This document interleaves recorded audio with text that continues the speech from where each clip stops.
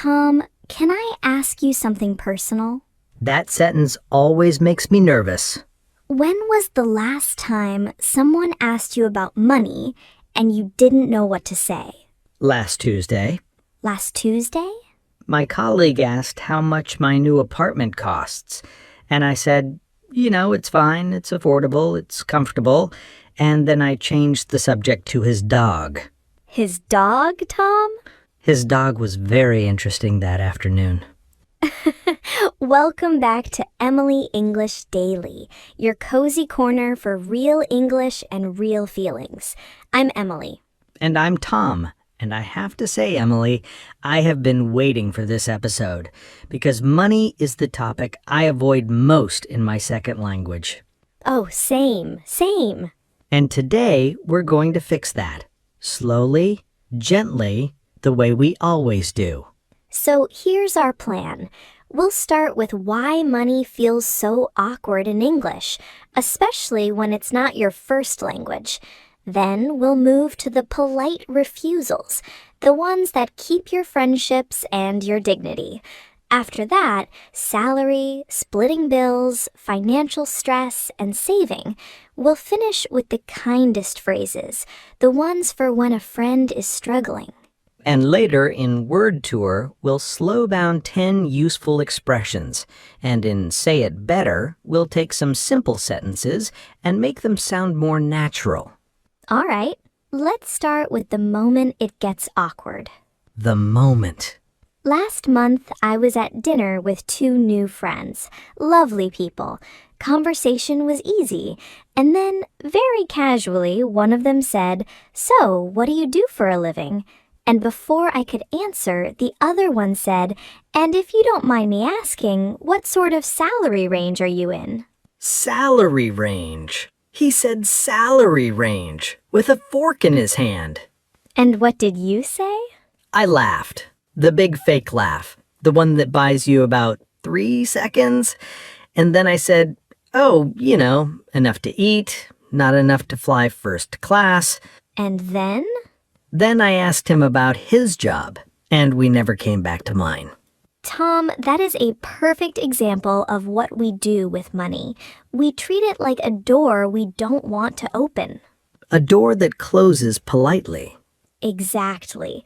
When someone asks about money, you have a choice. You can open the door and let them see a little, or you can close it gently, with a joke, with a change of subject, with a smile that says, "Please, let's talk about something else." And in a second language, that door feels heavier. So much heavier, because even when you want to be honest, you don't have the words, and the wrong word can sound rude or desperate or too proud, so silence feels safer.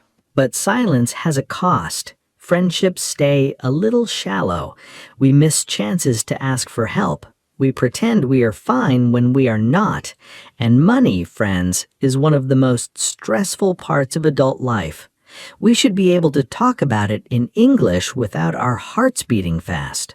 So today, we're going to learn the phrases that open the door softly, not all the way, just enough. And friends, if money is a hard topic for you, you are not alone. Even native speakers feel it. So take a breath. Pour your tea, and let's go. So, Emily, let's start with the hardest one, saying you can't afford something. The polite refusal. This is the one everyone needs. Because someone invites you to a concert or a weekend trip or a fancy restaurant, and you think, "I would love to, but I really can't this month." And in your first language, you have 5 ways to say it. In English, you have 1, and it's too direct. The direct one, "I can't afford it," which sounds true, but it lands heavy. It lands like a small failure. So instead, we use a softer sentence. "It's a bit out of my budget right now." It's a bit out of my budget. Budget. Not my fault, not my personality, just my budget this month. Yes, the word budget makes it about numbers, not about you. And a bit softens it. And right now keeps it temporary. It's not forever. It's just this season of your life. So if my friend says, let's go to that nice place on Saturday, I could say, oh, I'd love to, but it's a bit out of my budget right now. Can we try the new place around the corner? That's beautiful, Emily. Honest, warm, and the second sentence gives the friendship somewhere to go. Another one. I can't really stretch to that this month. Stretch. What a kind word. Stretch. To stretch to something means to just barely manage to afford it. So if I can't stretch to it, I cannot reach it. I'm not even close. I love that phrase. I'm on a tight budget at the moment. On a tight budget. Tight, like clothes that are a little too small. The money is there, but it doesn't have much room to move. And here's a phrase that is very common, very British, and very useful. I'm watching what I spend at the moment. Watching what I spend, like watching your weight, but for money. I am paying attention. I am being careful. I am not careless with my money. And friends, these 4 phrases, they all do the same job. They let you say no without sounding like you were saying no, and they keep the friendship alive. Okay, so that's the polite no. Now the polite yes, because sometimes the invitation comes and the money is not the problem, the language is. The language problem. Imagine someone says, would you like to split the bill? And your brain says, I don't know what to say. Split the bill means to share the cost. Each person pays for their own part. Right, and in many countries, you don't split. One person pays and the other says, I'll get the next one. I'll get the next one is a beautiful phrase, friends. It means today's on me and the next one is on you. So the friendship stays balanced without anybody counting coins at the table. So if my friend pays for dinner, I can say, thank you so much. Lunch is on me next time. Perfect. Natural, and nobody feels like they owe anyone. And another one, let's go Dutch. Go Dutch. To go Dutch means to split the cost evenly. It is a very common phrase, and it's friendly and practical. I always feel a little awkward when the bill comes and everyone is looking at their phones doing math. The math moment. The worst moment. So I just say, let's just split it evenly. That's easiest. Split it evenly. Easiest. The cleanest little phrase in English. And if you want to offer to pay and you mean it, you can say, I've got this one. Don't worry about it. I've got this one. I've got it. Like holding something in your hand. The bill is mine. The responsibility is mine. Don't even think about it. Tom, I love that one. It's so warm. But how do you say it without sounding like you're showing off? Tone, my friend, and a little smile. And maybe you add, you can get the coffee. You can get the coffee. A small gift the other person can give back, and the friendship breathes again. Okay, Tom, this is the one I need help with. Salary. Ah, salary. Someone asks, what's your salary like? Or what do you make? And I freeze. Because in many cultures, salary is a private number. And in some cultures, it's a normal question at lunch. So the same question feels completely different depending on where you learned English. So true. So the phrases have to work in both worlds. Let me give you the soft answers first. The soft answers. If you don't want to share the number, you can say, I'm on a decent salary. Nothing crazy, but it works for me. Decent. Good enough. Not amazing, not terrible. Comfortable. Honest. I like that. And if I want to be a little more specific without giving the number, I can say, I'm comfortable, thanks. I manage. I manage. This is a beautiful little phrase. It means I have enough. Not a lot, not a little, just enough. And the word manage is active. I'm handling my life. I'm doing it. And here's one for when the question is too direct and you want to close the door politely. I'd rather not say, if you don't mind. It's nothing personal. I'd rather not say.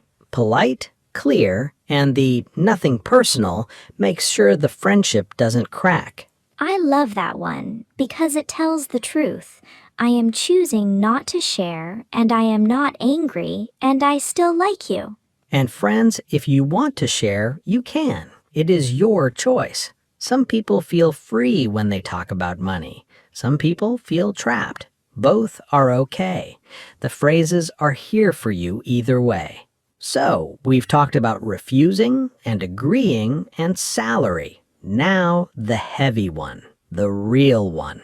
What do you say when money is actually a problem? When it's tight. Emily, I want to tell you about a time I said this sentence for real. Tell me. Years ago, I was living abroad. My first year, I was studying, and my budget was very, very small.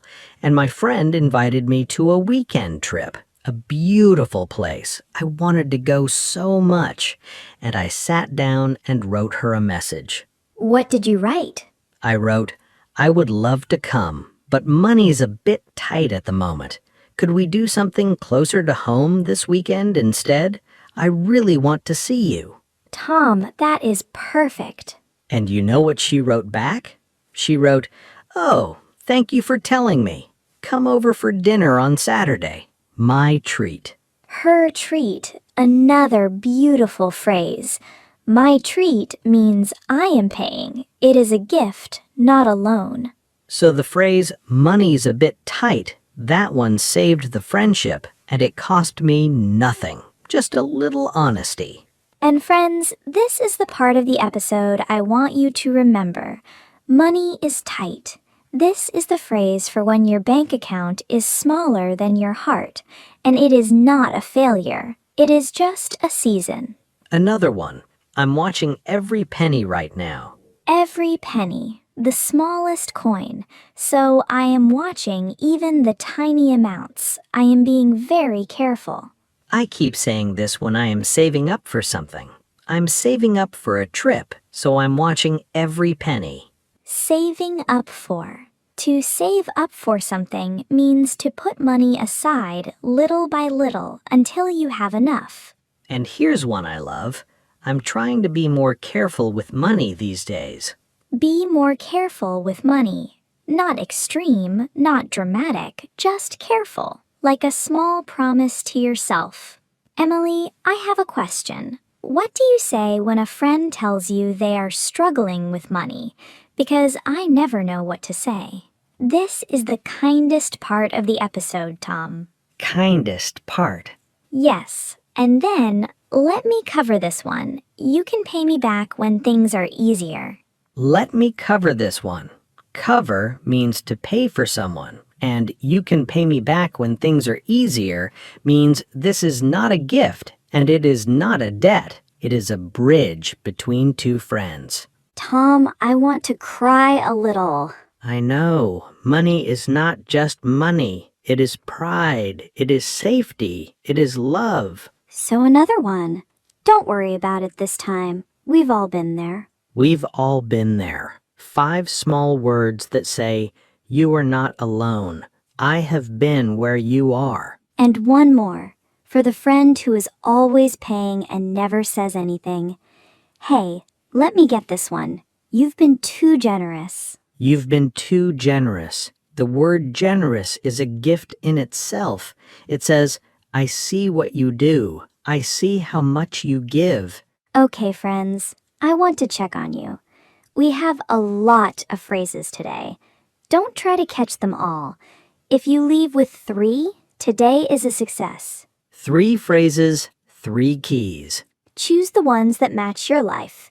Maybe you need the polite refusals. Maybe you need the saving phrases. Maybe you need the kind ones for your friends. Take what you need, leave the rest. And if money is heavy for you right now, I want to say something. I see you. Money stress is real. And speaking a second language does not make it lighter, but you are here, listening, learning, building your confidence, and that is not a small thing. That is a quiet, brave thing. Okay, Tom, are you ready for the word tour? Always, let's slow these phrases down. Number 1. It's a bit out of my budget right now. A polite way to say, I cannot afford this today.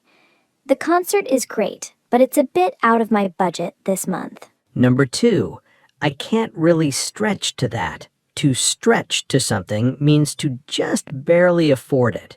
If I can't stretch to it, I cannot reach it. Beautiful new shoes, but I can't stretch to them right now. Number 3. I'm watching what I spend. I am being careful with money. After the holidays, I'm watching what I spend for a while. Number 4, let's go Dutch.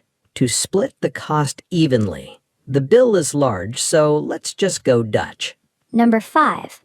I'll get the next one. Today is my treat. Next time is yours. Thank you for the coffee. I'll get the next one. Number 6, I'm on a decent salary. A soft, honest way to talk about pay without giving the number. I'm on a decent salary. Nothing crazy, but it works for me. Number 7. Money's a bit tight. My bank account is smaller than usual. Money's a bit tight at the moment, so we're staying in this weekend. Number 8, I'm saving up for. To put money aside little by little. I'm saving up for a new laptop. Slow and steady. Number 9. Let me cover this one. Let me pay for you. Don't worry about dinner. Let me cover this one. And number 10, you've been too generous. A warm way to thank a friend who always pays. Hey, let me get this round. You've been too generous. 10 phrases, friends. Print them. Put them on your fridge. Let your kitchen teach you English. And now, as promised, it's time for Say It Better. We are going to take some simple money sentences and make them more natural, more useful, and more you. I don't have money. True, but very flat. A better version, money is a bit tight at the moment. Now it sounds like a season, not a sentence about your whole life. I am poor. Please don't say this. It is heavy and a little dramatic. A clearer version, I'm on a tight budget these days. Honest, calm, and adult. I will pay for you. A little too direct. More natural. Let me cover this one. Now it sounds like kindness, not a transaction. How much do you earn? This is the question itself. If you are asked this and you don't want to answer, you can say, I'd rather not say if you don't mind. Nothing personal. I am saving money for a trip. A correct sentence. A warmer version, I'm saving up for a trip next summer. The phrase saving up makes the effort sound real. Let's pay separately. Yes, but not the most natural. A better way, let's just go Dutch. It's easier. Now it sounds like a real English speaker at a real table. And the last one. I cannot buy this. True, but harsh. A softer version, it's a bit out of my budget right now. The door is still open for next month. So, English learners, here is your question for this week. What is one money phrase you wish you had in English? A moment you froze. A sentence you couldn't find. A conversation you avoided. Tell us in the comments. Use one of today's phrases if you can. For example, money's been tight lately, so I'm watching what I spend. Or, I'm saving up for a small trip. Or, I've been there too. Let me cover this one. Your comment is a little English writing practice, and your story might help another learner feel less alone. Thank you for spending this time with us. Money is not an easy topic. The fact that you listened to a whole episode about it in English, that is a quiet kind of brave. Keep noticing new words. Keep speaking. Keep building your confidence. This is Emily. And this is Tom. And you've been listening to Emily English Daily. Bye for now. Your English grows one episode at a time, and the next one is already waiting.